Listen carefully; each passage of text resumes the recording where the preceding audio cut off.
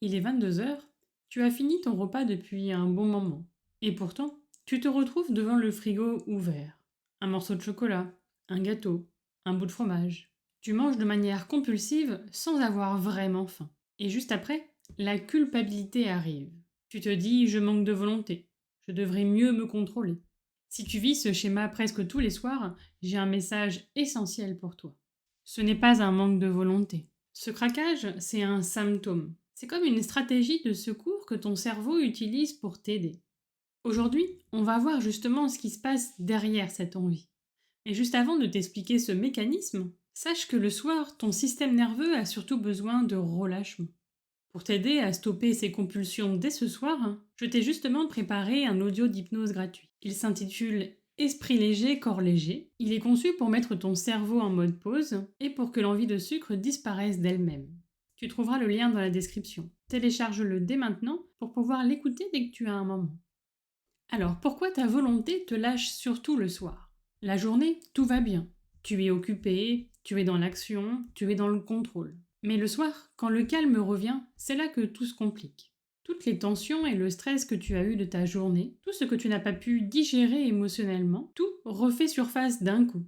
À ce moment-là, manger, c'est comme un anesthésiant. Boire un grand verre d'eau ou même se brosser les dents, ça ne suffit pas. Pourquoi? Parce que le grignotage du soir est géré par ton inconscient. Ce sont des rituels gravés dans ton cerveau depuis des années. Ils se déclenchent en automatique sans ton accord. En réalité, ton inconscient ne cherche pas à te faire grossir, il cherche à te protéger. Le sucre ou le gras active instantanément le circuit de la récompense. C'est la solution la plus rapide que ton cerveau a trouvée pour t'apaiser. Le grignotage n'est donc pas le vrai problème.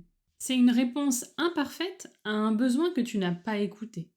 Si tu as une grosse fatigue mentale, c'est que ton corps a besoin de déconnexion. Si tu ressens du vide ou de la solitude, c'est qu'il a besoin de réconfort. Si ta journée a été stressante, il réclame de la sécurité. Voilà pourquoi les régimes classiques échouent la plupart du temps. Ils te demandent de forcer et de contrôler, alors que ton corps, lui, demande du relâchement et de la bienveillance.